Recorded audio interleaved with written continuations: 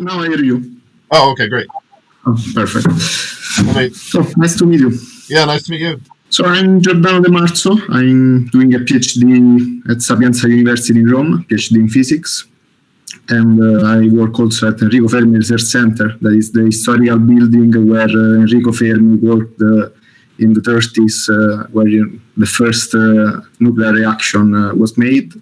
But nowadays we do something different. We don't do nuclear physics. We do what is called complex systems. So it's physics applied to the study of chess, of society, of economics. And this is, let's say, what brought me to study chess with tools of statistical physics. Yeah, I'm Vito Servedio, and I'm a senior researcher at the Complexity Science Hub in Vienna. It's a center where we study complex systems generally. And yeah, I mean, I'm dealing with very different topics, and one of these was chess. It was a very fun project. So I would start saying that I'm not a chess player. I play a bit of chess, but I would not consider myself a chess player. But I really like to watch tournaments and to watch commentaries. And so often commentators say, oh, these two openings are very close, they are very related. Or they say, this opening is very complex, it's very theoretical, it's very hard to play, while this other one could say this because they are experts, they spend their whole life playing chess, and so they have this intuition. And so my question was, can we understand this directly from data somehow? Can we understand actually if two openings are close one to the other, or if an opening is easier or more difficult to play? You already know Giordano because you had already an interview there. Yeah. So the point is, we were having lunch with some people together, and we were just chatting about countries and products.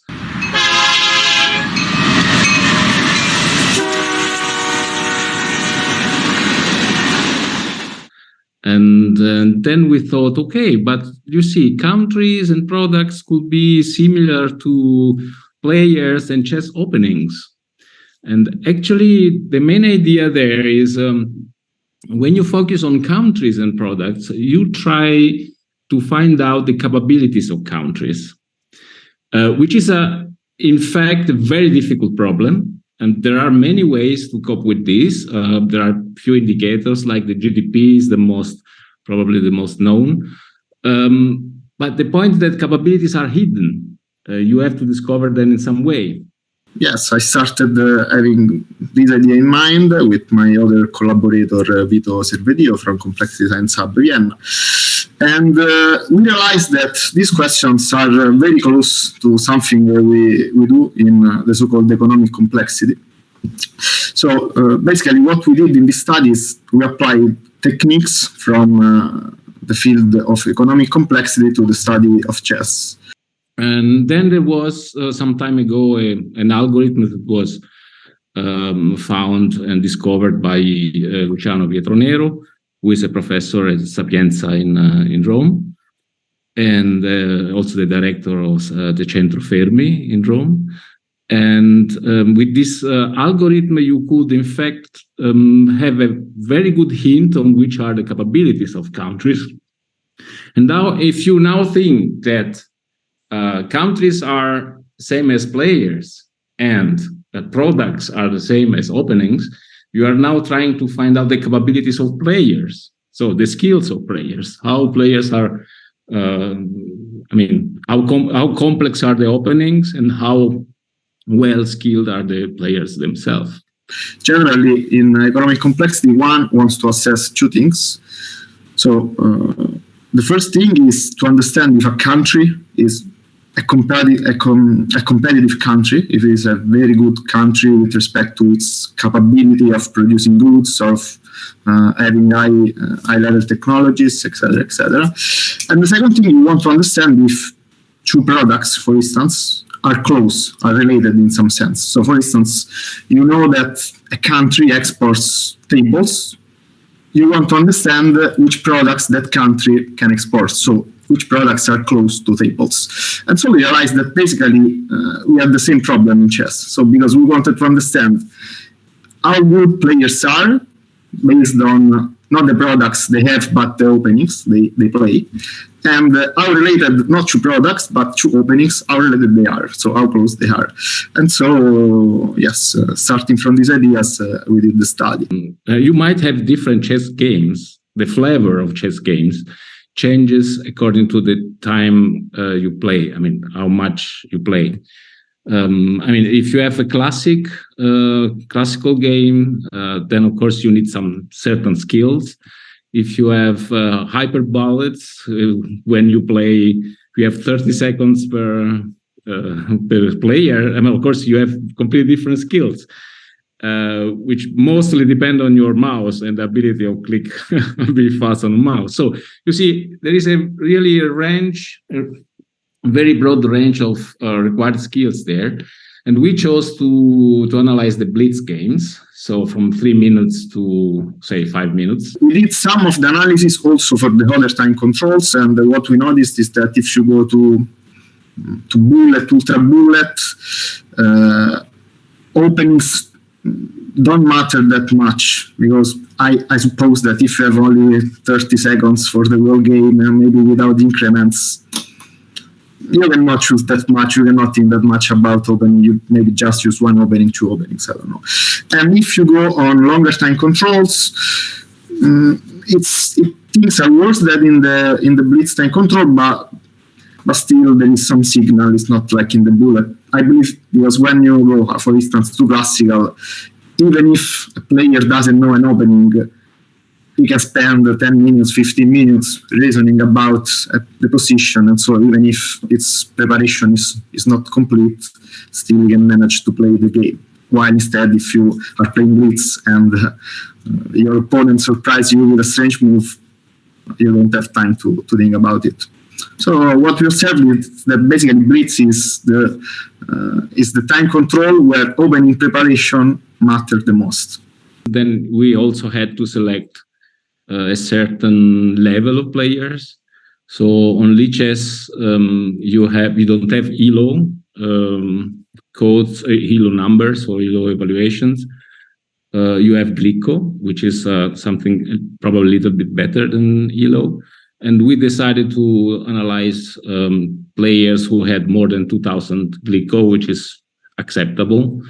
Just to make a comparison, Magnus Carlsen, who also plays on lichess sometimes, is more than 3,000 Glico, while his ELO is below 2,900. Of course, we also had to filter those players who played a meaningful number of games, because otherwise, if you play 2 games, you are already 2,000. You are not statistically relevant.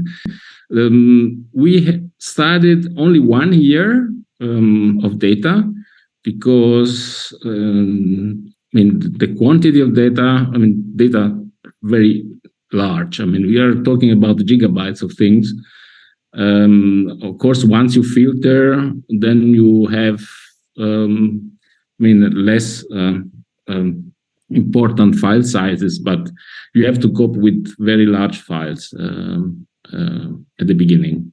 The point is that if you take an average player, a normal player, he doesn't know much. If you take an amateur player, he only knows some openings he plays, and it doesn't have a knowledge about the whole opening theory. But if you take thousands of players, even if they are amateurs players, and even if they don't have a complete knowledge of everything, each of them will have a bit of knowledge about a small piece of chess. And so basically these techniques we adopted allows to combine in an efficient way all the information coming from all the players in playing lichess, and so to exploit this sort of wisdom of the crowd that emerges when you consider a large mass of people. So we not only consider amateur players, because on lichess there are players from let's say very, very low rating to also, I don't know, also Magnus Carlsen plays only chess.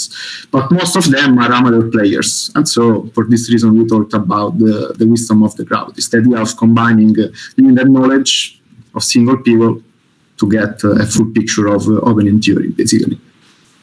Figure 1 shows the relatedness between openings. And as you can see in the figure, there are 10 clear clusters. So there are 10 groups of openings. And the equal board are 500. We doubled them because we considered both playing as opening from white perspective and from black perspective. And so on the network, there are around 1,000 openings. And they group in 3 clusters of white openings that basically corresponds to the 3 most common choices. So the king pawn, queen pawn, and the c4 opening. And then there are 7 clusters corresponding to the most common black replies. So of course there are more clusters corresponding to black openings because while white has the first choice, the first move, so it can do basically anything, black has to reply to white, and so depending on white first move, he has more possibilities, let's say, and so we obtain more clusters.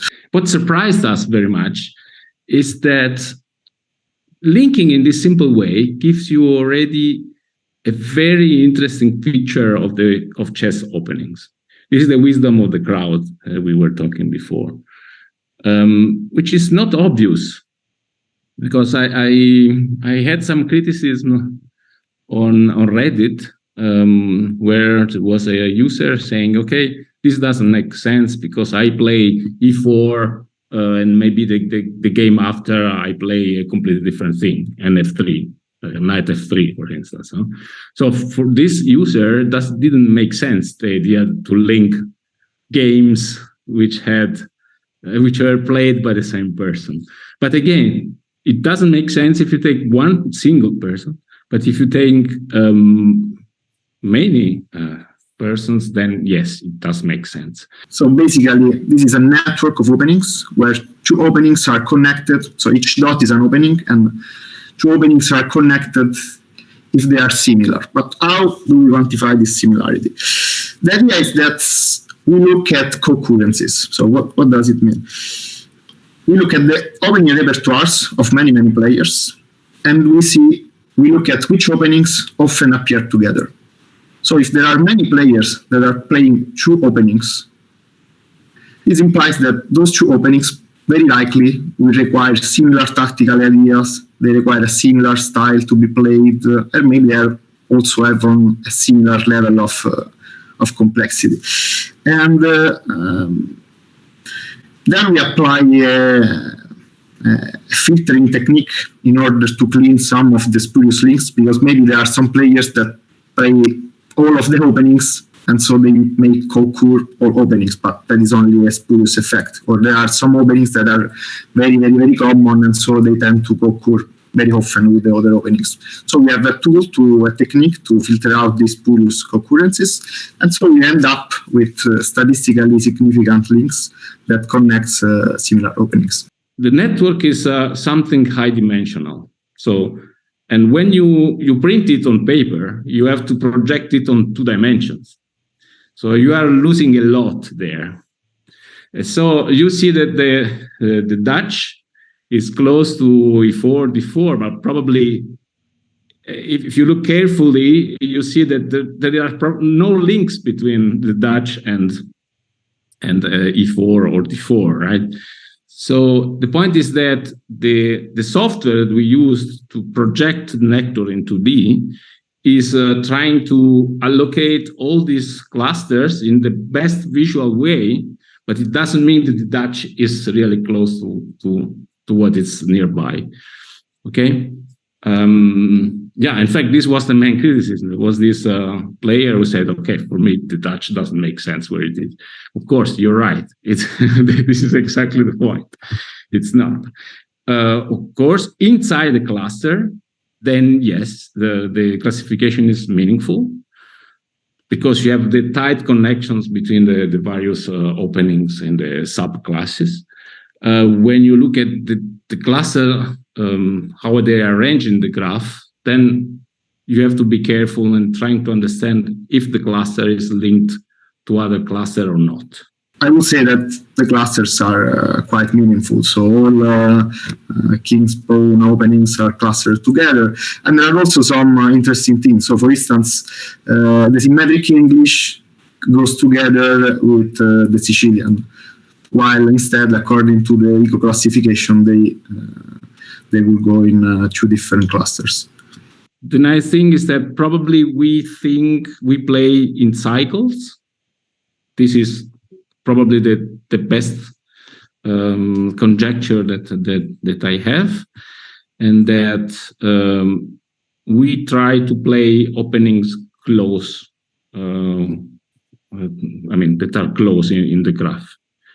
As I was telling you, I'm not an expert chess player. What I can tell you is that from our analysis, what emerges is that there are openings that are very easy to play.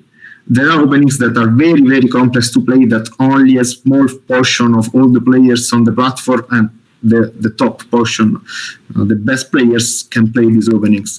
So for sure, some of the data clearly show that some openings need a lot of practice and a lot of experience to be played. It's not just that there are 500 eco codes, you cannot just pick one of them randomly and say, yes, I will start from this opening. No, it is impossible, and our results clearly show that there is a sort of path.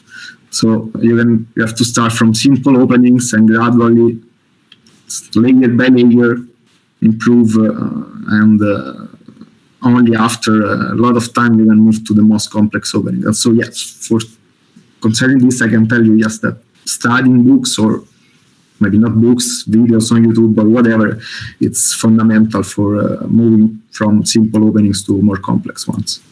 What is a complex opening? I mean, we all can play, I don't know, e4, e5. So until say 3 or 4 moves, everything is easy. I mean, you can also blunder after 2 moves. It's clear, but usually it doesn't happen. And of course, if we started players with 2,000 glicko, so they don't blunder at the very beginning. So what is a complexity there? An opening is complex if you need to study the opening in at a very high depth. So there is also a picture in the paper that can explain this, and I probably will go later on that. And this is the point. So the point is, the more you study an opening, you go until, I don't know, 10 moves, which is 20 players, 11 moves, the more the opening is complex. Okay? It's not just a matter of depth, because of course you can play 11 depth and being in a situation that you are completely overwhelmed by your opponent, but it's more following the best sequence of moves until a certain depth, and this requires a lot of study. And that's in fact what we find. The more you study, the more skilled you are. I will try to explain it for economics because I think it's very easy to understand in this way. So in the context of economy, we look at countries and the products they export. And we want to understand, based on the products they export, which countries are the best and which products are the most complex. So we call very good countries fit countries, and we call very good products high complexity products. So the idea is, suppose that you are a country. The best thing for you is to do a lot of products because this gives you resilience. So suppose that you are only doing one product, and for some reason tomorrow that product is no more needed in the world. your country is over. So the best thing is to do a lot of products that give you resilience.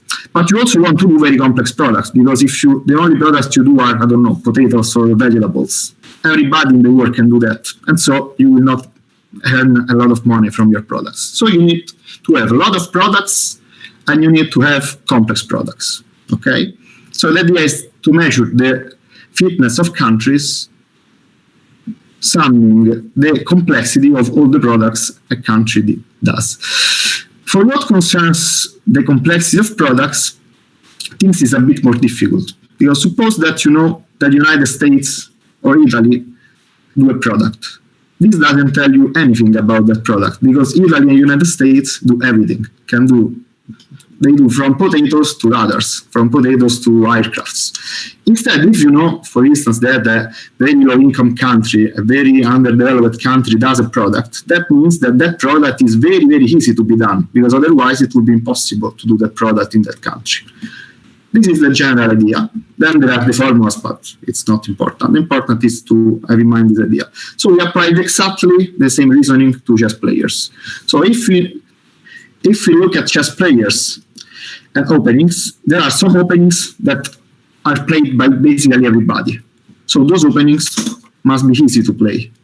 Then we go and we look at players. If a player plays an opening that is played by everybody, that player probably will not be very good. And so we combine these two information in an iterative algorithm, and using this algorithm, we were able to define the fitness of players, that basically quantify how good in openings players are. And then we compared this fitness of players with the rating given by leashes, and this is shown in the figure, and we observe a very strong correlation between these two quantities. When you have openings that go to a higher depth, and you can use them, then you are a skilled player. For instance, one of the most complex openings we had is I noticed down here, is the Benoni Classical, right? It's the A79 eco code, and you have to know it until the 11th move. Then, well, no surprise. I mean, if you can play it, it means you are good. Right? Then, of course, what you see is this correlation. So the correlation is because the eco code embed inside them also the depth, the knowledge that you have to know, that you have to master. Okay. And the other thing in that picture, which also, I think we didn't write it on the paper because it's just a nice thing to notice, if you wish, is that if you look at the scale on the x-axis, it's a logarithmic scale, right? And this is nice because, human beings work in logarithmic scale. You perceive sound in decibels, which is a logarithmic scale. Also, visually, you distinguish one light source from another, which is emitting double light because it's 10 times. It's really going logarithmically. And also the skill here, and this comes out naturally. We didn't do anything to achieve this. Also, the skills are logarithmic, and this is kind of surprising to me, and also interesting.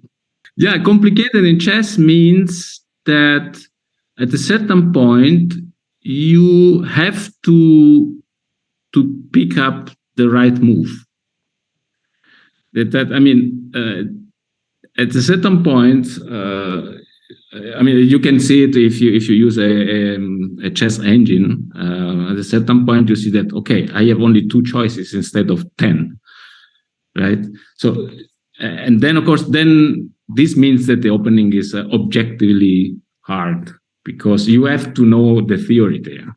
What we did is we divided Lichess players in 3 categories. So low-rated players, medium-rated players, and high-rated players. And then we looked at the type of openings they play. So on the figure, larger dots correspond to low complexity openings, and darker color correspond to frequently played openings. So if you see larger dots with dark colors, that implies that the player are using mostly low complexity openings. So as you can see on the left top corner, there are the low-rated players, and they mainly focus on the low complexity openings because larger dots are colored with darker colors. And as you move toward the medium level players and higher level players, you observe that the larger dots, the larger nodes becomes lighter and lighter. This means that those players are stopping to use low complexity opening for migrating to more complex openings. And finally, on the bottom right corner, you can observe the opening repertoire of Magnus Carlsen. So as you can see, Magnus almost abandoned many of the low complexity openings and focus on some openings that are characterized by small dots and so by high complexity. And so what you observe basically is that, as we would expect, low-rated players mainly use low complexity openings and so easy to play openings, while high-rated players focus on very complex openings. And this is an indication that this measure, the complexity of an opening, actually captures how difficult to play an opening is. Because now, these ICO codes are very specific lines. I will, let's say, try to summarize the results. So what we observe is some of the low complexity opening are, for instance, the Scandinavian. I think this makes a lot of sense because it's like one of the first openings you start to encounter when you start playing chess at a low level. Then there is the King's Pawn game. Also, this is very meaningful for me. And then there is the Fieldwork defense. Honestly, I don't know how much this makes sense. This is what data tell us. Well, for high complexity opening, we observe that the Benoni defense is very hard. And and also the Grunfeld and then Grunfeld, and this I believe makes a lot of sense because when I listen to commentary, commentator always say that these are very theoretical openings, and you need a lot of study and understanding of positional play to play these openings. You see, I'm a physicist. You mentioned now a psychologist probably, and a sociologist. It's the point. That's the point that chess is kind of, if you like to understand how our brain works, you would like to give simple tasks and see how people or single person reacts to single tasks, okay? Because, otherwise it will be too complicated. You focus on one thing, and this thing probably is playing Go, playing chess, or playing whatever. And this is, a kind of a direct connection with your brain. So if you are interested in studying brains, behavior, whatever it is, then this is a good way to go. There is a very good superposition between scientists, scholars, and chess players. So many physicists or mathematicians or computer scientists or whatever are also chess players. And so there is a sort of bias.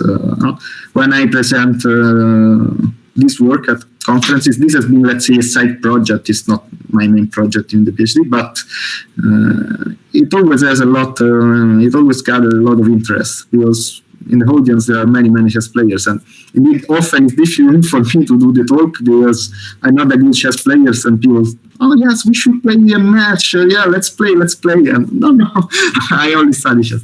And the second reason is data, because chess provide a lot of data, and they are completely free, easy to access, easy to manipulate. They are very well organized because there are, let's say, chess database since a lot of time because players used to study. 1 month of games on lichess are like hundreds of gigabytes of information. So let's say, when there is this abundance of data, you can do a lot of things. I think that this could also be a tool very useful to chess players, because it's very nice for me to have the possibility to visualize the entire opening repertoire on a single picture. So you can very easily see where are your lacks, where are your strengths, and I think yes, this is relevant from a scientific point of view, but in my opinion, also for studying chess, this could be a valuable tool. I mean, one of our biggest ignorance we have in science is to understand how our mind works. So, in chess, I mean, of course, our mind has different tasks. So when we play chess, of course, we can get some insights also on these things. And you see, the fact that our fitness or our skills are logarithmic might be connected with what happens in our brains.